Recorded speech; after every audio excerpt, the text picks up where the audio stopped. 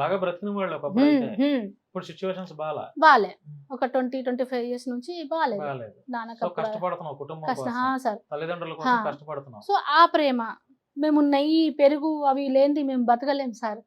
ఇప్పుడు గూడా మేము అట్లనే తింటాం గానీ, సిట్యుయేషన్ ఇప్పుడు బాలేదు. హ్మ్. అప్పట్లో మా అమ్మ కుండలు కుండలు నెయ్యి దాచిపెట్టి మాకందరి కోసం పెట్టేది. మా నాన్న మంచి తేనె తీసుకొచ్చేవారు. సో, పొలం పల్లెటూరే చేస్తూ అక్క? పల్లెటూరే. పల్లెటూరే. ఆ! హ్మ్. సో, శుభ్రంగా ఉండేది సార్. ఆ ప్రేమ ఇప్పుడు తలుచుకుంటే మళ్ళీ ఆ జీవితానికెళ్ళిపోవాలనిపిస్తుంది. కానీ ఆ లైఫ్ రాదుగా. రాదు. కానీ కాలం రాదుగా. సో, కానీ అమ్మ, నాన్న మా కోసం ఆ! కష్టపడ్డారు ఆ! కాబట్టే వాళ్ళకే ఇప్పుడు నా జీవితం. ఇప్పుడు ఫ్యామిలీ అంతా మీ ఫ్యామిలీ మెంబర్స్, మీ ఊర్లో వాళ్ళు ఇప్పుడు కొత్త "అరే అమ్మాయి, మా ఊరు అమ్మాయి" అని చెప్పుకుంటున్నారా? ఆటో నడిపినప్పటి నుంచి నాకు వాళ్ళు సపోర్ట్ సార్.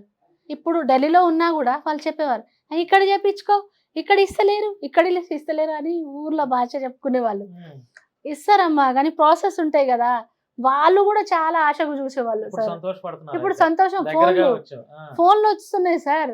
హ్మ్. మా ఊరు వాళ్ళు ఇంకా సన్మానం చేస్తామని జెప్తున్నారు. మరెప్పుడు వెళ్తున్నావు ఊరికి? వెళ్ళాలి ఇక వాళ్ళు ఫోన్ చేస్తే వెళ్ళి ఆ! అందరిని కలిసేసి రావాలి. అందరం కలిసేస్తే ఆ ఊరికి ఆ! కూడా మంచి పేరొచ్చినట్టు ఉంటది. సార్. చక్కగా ఆ మా గౌరవాన్ని అన్నయ్య నువ్వు వాళ్ళు కూడా చూడాలి, సంతోషపడాలి. నిన్నెలా ఊరి ప్రజలు ఎలా అభిమానిస్తున్నారు అంతా చూడాలి గదా! నీ అవును తల్లిదండ్రుల సార్. కళ్ళల్లో ఆనందం చూడాలి. ఏమన్నా డ్రీమ్ ఉందా అక్క ఇక మిగిలింది ఏమన్నా? ఏం లేదు సార్. అంటే నా తోటి పేద హ్మ్. కుటుంబానికి నేనేదైనా సహాయపడాలనేసి. అంతే. ఇంకా పెద్ద ఆశ ఏం లేదు ఏం సార్. లేదు. హ్మ్. మనకేముండదు.